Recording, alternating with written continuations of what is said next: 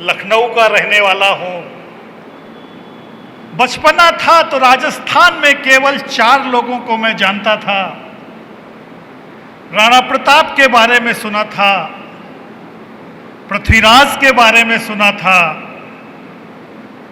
भामाशाह के बारे में सुना था, चंद्रबरदाई के बारे में सुना था। अब इतना समय बीत गया, राणा प्रताप के वंशजों से तो नहीं मिल पाया, अजमेर में रहते हुए पृथ्वीराज जी के भी वंशजों से मिलने का मौका नहीं मिला।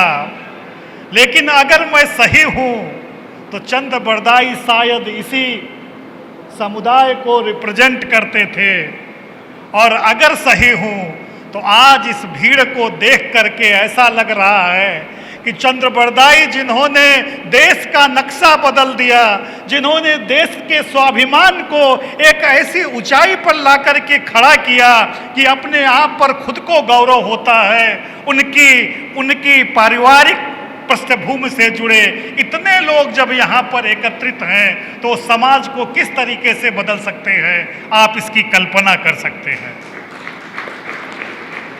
मैंने भामाशाह को भी पढ़ा था कि राणा प्रताप को उन्होंने सहायता करी थी अपने जीवन की कमाई दे करके, पूरे जीवन की कमाई दे करके राणा प्रताप ने सेना संगठित करी। आज जब रत्नू साहब के परिवार से हमारे संसद सदस्य साहब भामाशाह ने चांदी के सिक्के दिए थे, और जब ज्ञान की डिजिटल फॉर्म में वो समर्पित कर रहे थे इस संस्था को, तो वो ज्ञान कोई 1 दिन का नहीं था, 2 दिन का नहीं था। उन्होंने बताया कि वो 350 साल की परंपरा का है। तो भामाशाह ने जो दान किया वो तो 50 साल की, 60 साल की संपत्ति रही होगी, इनकी संपत्ति 350 साल की थी। मैं बधाई देता हूं कि ऐसे लोग मिलते रहे। जब देव मैडम बोल रही थी तो उन्होंने कहा, उनके शोध में प्रश्न आता था कि ये चारण है कौन। मेरे मन में आ रहा था कि चारण कौन है, आप इनको किताबों में नहीं पढ़ सकते हो। चारण वो हैं कि जिन्होंने गजनी में खड़े होकर के भी ये आभास करवाया कि राजा पृथ्वीराज तुमको किस तरीके से एक्ट करना है, तुमको किस तरीके से व्यवहार करना है, तुमको किस तरीके से निशाना लगाना है। चंद्रबरदाई की 4 लाइनें खाली पृथ्वीराज को ये विश्वास नहीं दिलाए कि गजनी यहाँ पर बैठा है, उन्होंने खाली गजनी के अहंकार को नहीं तोड़ा, उन्होंने भारत की जो अस्मिता थी उसमें इतने परचम लगा दिए कि हजारों साल से वो पताका फहरा रही। चारण ने खाली राजाओं के ही गीत नहीं गाए, उन्होंने समाज की जो समस्याएं थी उनके बारे में भी लिखा, उन्होंने वीमेन एम्पावरमेंट के बारे में भी बताया, उन्होंने जो चुनौतियां थी उनके बारे में प्रकाश डाला, और उनकी जो गाने की समर्थ प्रवृत्ति थी वो इतनी प्रभावी थी कि जैसे अपने यहाँ पहले कहा जाता है कि वेद जो हैं वो श्रुत परंपरा के थे, और श्रुत परंपरा के थे वो इसलिए श्रुत परंपरा के थे क्योंकि हमारे पास लेखन पद्धति नहीं थी। लेखन पद्धति बहुत बाद में आई, लेकिन मेरा मानना है कि हमारी श्रुत परंपरा, हमारी बोलने की परंपरा इतनी प्रभावी थी, इतनी साइंटिफिक थी कि हमको दूसरी परंपराओं की उस समय जरूरत ही नहीं थी। हमारा संप्रेषण इतना प्रभावी था कि लोग पीढ़ियों तक याद रखते थे। बातें बहुत सी कही जा सकती हैं, मैं खाली इतना आपके साथ शेयर करना चाहूँगा कि सर ने शोधपीठ की बात करी, संस्था की बात करी। लखावत साहब जब बोल रहे थे तो अगर मैं सही समझ पाया, क्योंकि आवाज़ बहुत क्लियर नहीं आ रही थी, उन्होंने कहा कि वो किसी शायद IIT के फंक्शन में गए हुए थे और उस समय उनके दिमाग में आया कि एक शोध पीठ की संकल्पना उनके दिमाग में आई कि हम एक केंद्र बनाए थे। एक लाइब्रेरियन साहब यहाँ पर आए हुए थे।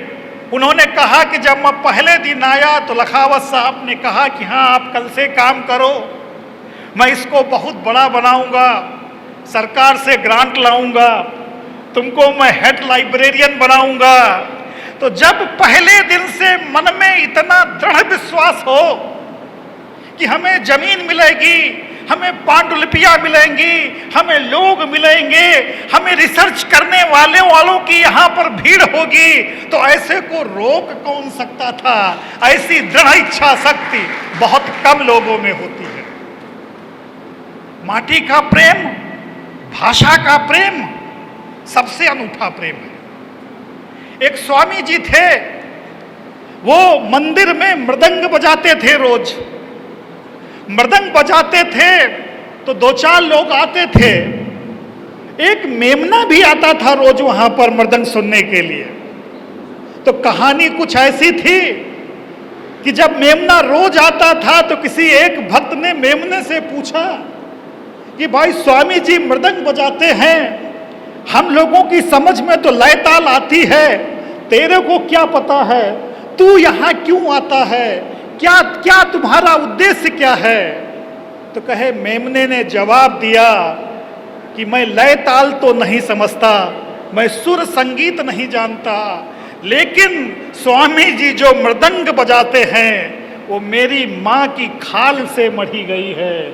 और जब इस खाल पर धपक पड़ती है तो मेरी माँ के स्वर मेरे कानों में जाते हैं। तो जो डिंगल भाषा के लिए, जो पिंगल भाषा के लिए जो ये शोध पीठ प्रयास कर रही है, वो आपके माँ के शब्दों का याद कराती है, आपको उसके साथ जोड़ती है। विश्वविद्यालय के मूलतः 3 काम होते हैं, किसी शोध पीठ के भी 3 काम होते हैं। पहला काम है कि प्रिजर्वेशन ऑफ नॉलेज, कि वो जो ज्ञान कहीं पर है उसको एक जगह पर इकट्ठा करना। आप लोगों ने लाखों किलोमीटर की यात्रा करके जो ज्ञान बिखरा पड़ा हुआ था उसको एक जगह पर एकत्रित करने का प्रयास किया। फिर दूसरा काम होता है क्रिएशन ऑफ नॉलेज, कि जो ज्ञान बिखरा हुआ था जिसको आपने प्रिजर्व किया, उससे नया ज्ञान निकलता क्या है, वो नया ज्ञान निकलने का जो कार्य है वो आज आपके शोधार्थियों ने, जिनको आपने सम्मानित किया है, उन्होंने प्रूव किया है कि जो ज्ञान आपने एकत्रित किया है उससे हम नया ज्ञान क्या निकाल सकते हैं। और तीसरा जो सबसे महत्वपूर्ण काम होता है वो होता है एक्सटेंशन ऑफ नॉलेज, कि जो ज्ञान आपने सीखा है, जो ज्ञान आपने पता लगाया है, उसको समाज तक आप कैसे पहुंचाते हो, वो समाज की समस्याओं को दूर करने में कितना सहायक होता है। मेरा मानना है कि चारण साहित्य पर किए गए शोध खाली विद्यार्थियों को डिग्री नहीं दिलवाएंगे, बल्कि समाज में ये मैसेज देंगे कि जो उनकी समस्याएं हैं, उनकी समस्याओं को दूर करने में ये ज्ञान कितना सहायक है, ये ज्ञान कितना हेल्पफुल हो सकता है। और निश्चित रूप से जब ये मैसेज चारण साहित्य से जाएगा तो इज्जत और ज़्यादा बढ़ेगी। मैं बहुत बातें न कह करके खाली इतना कहूँगा कि शोध पीठ की स्थापना और रिसर्च करना शिक्षा के लिए बहुत महत्वपूर्ण है। हमारी सबसे बड़ी कमजोरी यही है कि हमको जो पढ़ाया गया हमने उसको स्वीकार कर लिया, हमको गलत पढ़ा दिया तो हमने गलत पढ़ लिया। किसी ने लिखा था कि क्या करोगे जानकर इतिहास अपने मुल्क का, ये अनुवाद के अनुवाद का अनुवाद है।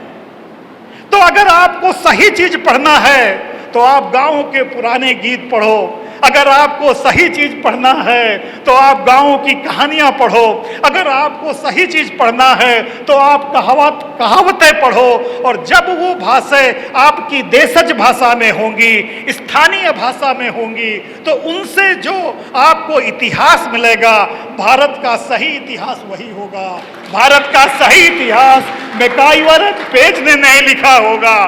भारत का सही इतिहास अंग्रेजों ने नहीं लिखा होगा। भारत का सही इतिहास यही के देथा लिखेंगे, यही के काव्या लिखेंगे, यही के रत्नू लिखेंगे, जिन्हें हमें पढ़ना पड़ेगा, समझना पड़ेगा। लेकिन उस इतिहास में जब शोध का पुट होगा तो इतिहास प्रमाणिक होगा। रजनीश ने एक जगह कहीं पर लिखा, उन्होंने कहा कि अरस्तु बहुत विद्वान थे, लेकिन अरस्तु ने कहीं किताब में एक लिखा कि महिलाओं के दांत आदमियों से कम होते हैं। तो रजनीश ने कहा कि अरे अरस्तु जैसा विद्वान, उससे ये गलती कैसे हो गई कि महिलाओं के दांत कम होते हैं, आदमियों के दांत ज्यादा होते हैं। और फिर वो आगे लिखते हैं कि अरस्तु के तो 2 पत्नियां थी, चाहते तो वो दांत गिन सकते थे, अगर दांत गिन लेते तो अरस्तु जैसे विद्वान से ये गलती नहीं होती। तो मेरा कहना ये था कि हमारा जो साहित्य है उस पर हम शोध करेंगे, हम काउंटर प्रोडक्टिव आर्गूमेंट करेंगे, उसका हम एनालिसिस करेंगे, तो हमसे ऐसा कंटेंट निकल करके आएगा जो बिल्कुल सही होगा, जो बिल्कुल स्वच्छ होगा, जो हमको दिशा निर्देश देने वाला होगा। मैं खाली इतनी बात कह करके अपनी बात समाप्त करना चाहूंगा कि एक तो सर ने शोधपीठ की बात करी। शोधपीठ होनी चाहिए, विश्वविद्यालय जो प्रयास कर सकता है वो करेगा, लेकिन मेरा मानना है कि शोधपीठ के साथ साथ चारण साहित्य का अध्ययन केवल राजस्थानी भाषा में या हिंगल डिंगल पिंगल में नहीं होना चाहिए। चारण साहित्य जो है, इतिहास के लोग भी पीएचडी करें, कॉमर्स के लोग भी पीएचडी करें, इकोनॉमिक्स के लोग भी पीएचडी करें, साइंस के लोग भी पीएचडी करें, इंटरनेशनल रिलेशंस भी पीएचडी करें। जिस परंपरा से आपने समाज का नाम आगे बढ़ाया है, उस परंपरा के लोग दूसरे समुदायों में भी रहे हैं, विदेशों में भी रहे हैं, स्कॉटलैंड में भी रहे हैं, साउथ अमेरिका में भी रहे हैं। उस सोच में किस तरीके की समानता रही है, किस तरीके की असमानता रही है। जब हम इंटरडिसिप्लिनरी मल्टीडिसिप्लिनरी रिसर्च चारण साहित्य की सहायता से इंपोज करेंगे तो बड़े खूबसूरत रिजल्ट निकल करके आएंगे। एक लखनऊ के पास नैमिषारण्य है, नैमिषारण्य में एक ऋषि शौनक थे। वो कहते हैं शौनक जी कुलपति थे अपने आश्रम के, उनके आश्रम में 88,000 शिष्य थे। शौनक के एक मित्र अंगरिका थे। शौनक ने अंगरिका से पूछा कि भाई क्या पढ़ लिया जाए कि जिससे पढ़ने के बाद फिर कुछ पढ़ने को बाकी न रह जाए। तो कहे अंगरिका ने जवाब दिया कि आप ब्रह्म को समझ लीजिए, आप ब्रह्म को पढ़ लीजिए, अगर वो आपने जान समझ लिया तो फिर कुछ बाकी नहीं रह जाएगा। तो शौनक ने कहा कि ब्रह्म तो अनंत होता है, हरि कथा अनंता, हरि अनंता, इस अनंत को कैसे पढ़ा जाए।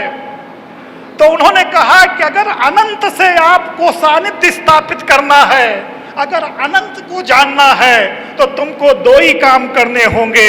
एक स्वयं का बोध, अपने आप को जानो, स्वयं का बोध, और संसार का शोध, दुनिया के बारे में जानो। अगर आप ये 2 चीजें कर सके, स्वयं को जान सके, दुनिया के बारे में जानने की प्रक्रिया अपना सके, शोध आउटकम नहीं है, शोध मेथोडोलॉजी है।